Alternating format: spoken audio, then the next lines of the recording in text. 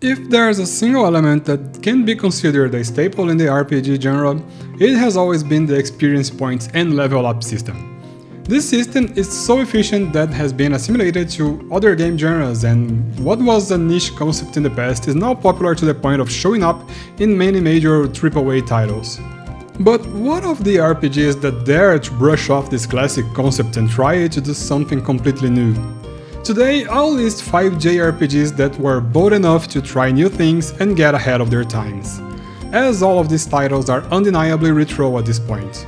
I'll get the most popular out of the way right off the bat, so let's start with Final Fantasy X, released originally for PlayStation 2 but since then remastered for basically every platform. Starting with the most famous on this list, Final Fantasy X was a huge departure from the series formula in many aspects. No more world maps, no more ATB battle system, no more pre-rendered backgrounds, and also no more traditional leveling system. Instead of simply amassing points and seeing all your numbers go up at once, Final Fantasy X introduced the sphere grid system, something pretty similar to a giant skill tree with passive stat bonuses and new skills to be learned. One could argue that the leveling system is actually still there, since you do stack points that become levels, but let's be honest, it's not the same. Here you accumulate sphere levels and then spend them on the sphere grid, more like a currency than actual levels. This was pretty bold considering how the series had been relying on the traditional leveling system on almost every numbered game. Nowadays, systems like the sphere grid, especially skill trees, are pretty much everywhere, even in non-RPG games, but back then it was not as common. Now, Final Fantasy X was not the first numbered game in the series to feature a different progression system, but I still choose to put it on this list instead of the other one that was notably different simply because the other Final Fantasy with such an unusual leveling system actually paved the way to an entire series based on its crazy system. And this series is SaGa, released originally for Game Boy but with new entries still being released up to this day, with the most recent original entry being Emerald Beyond and the remake of Romancing Saga 2, named Revenge of the Seven. Originally known as Final Fantasy Legend in the West, the SaGa series is popular for being really wacky in many aspects. Up until the time I'm writing this video, I've played 2 games in the series. The first one ever, Final Fantasy Legend, although I've played the remake released for WonderSwan Color, and SaGa Frontier, originally for PlayStation 1 but remastered for modern platforms. This series is famous for the freedom it gives to the player in terms of non-linearity and open-ended exploration, with different battle, skill and leveling systems. This also implies that these games can be really hard if you don't know what you're doing. The leveling system here simply does not exist.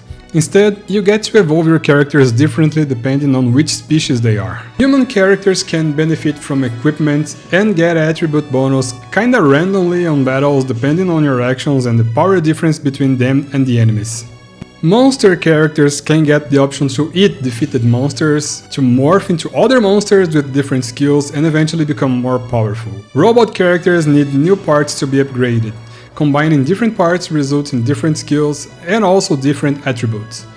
The human progression system originated from Final Fantasy II, where you had to power up your attributes actually using them in battle, meaning that to power up your attack you had to attack, to power up your defense and HP you had to get hit and sometimes leave the battle with low HP and so on.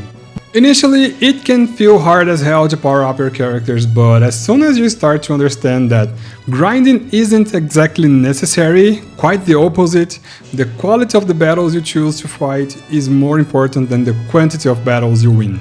The system starts to get really engaging. I'm looking forward to experience other games in the series. In fact, I even bought Romancing Saga 2 Remake already, just need to find me some time to play it. Dark Cloud, released originally for PlayStation 2 in the year 2000 but available as a classic title for PS4 and 5. Dark Cloud is one of the earliest titles released for PlayStation 2 and is a very bold game overall. It mixes a little bit of action JRPG, randomized dungeon crawling and city building. The traditional leveling system here is ditched off completely in favor of a weapon forging system. Each character has its own type of weapon, and they have to defeat a number of enemies using their weapons to unlock their power-up, and when you do so, they are upgraded absorbing all of the power-up items you equipped on them. It gets deeper as you are also able to sacrifice weapons to convert their status and turn them into something called synth spheres, which you'll then be able to equip on a new weapon and start powering it up from scratch, but this time with a huge stat bonus. It also features a heavy risk system, as the weapons have durability and if you let them break, they're gone forever with all your stat boosts. As for each character's HP, you simply have to find upgrade items on chests around the towns you build. Honestly, it's a pretty fun game that may have aged a little badly, and it's sad that the series died on the PS2. A new game from the series would actually really benefit from new technology and a revamped modernized battle system. Chrono Cross, released originally for PlayStation 1 in 1999 but remastered for modern platforms. The controversial sequel to Chrono Trigger that divided opinions and critics back then and continued to do so. Personally, even though I don't like this game as much as I love Chrono Trigger, this is still one of my favorite of all times, and one that left a deep impression on me back on my childhood. Part of what makes it so controversial is the fact that it strays too far from Chrono Trigger, while a lot of people expected a sequel, instead receiving basically a totally different game set in the same universe. Focusing on the theme of this video though, the leveling system present in Chrono Trigger was completely brushed off and switched to a system that works better for a game that has so many characters like Chrono Cross. Here, every time you beat a boss, you will get a major stat boost for your entire party, benefiting every single playable character in the game. This will make sure that even the characters you don't usually include in your party will never be too far behind from the others. Meanwhile, fighting regular battles between each boss will give your active characters mini stat boosts, which will make them a little bit stronger than your other characters. But these mini stat boosts are kept until you fight the next boss and raise this cap. To be completely honest, I think this is kind of a clever system, as it is done so you can't grind forever or get too overpowered, while at the same time it powers up your entire party, saving you from having to grind every single character individually. And the game has more than 40 playable characters. Not only that, but it also rewards the ones you use most in the battles with these mini stat boosts. On the other hand, I feel that the game doesn't really explain it so well, so most of us just resort to googling it to actually understand. Not that this was an option back then, as not all of us had access to the internet back in 1999, or even access to content in our language. My only option was to wait for a magazine in Portuguese to understand everything in details. Those were hard times. Riviera, the Promised Land, released originally for WonderSwan Color, ported to Game Boy Advance, and then with an enhanced port for PSP back in the early 2000s. Riviera is a really different JRPG with a dungeon-based exploration and kind of a weird battle system. In all this weirdness, its leveling system can be considered one of the less weird things about this game, although it is still a bit far from the traditional system. Here, you will equip weapons and items to each character, and each time you use these weapons and items in battle, including basic healing items, the character will gain mastery with that item.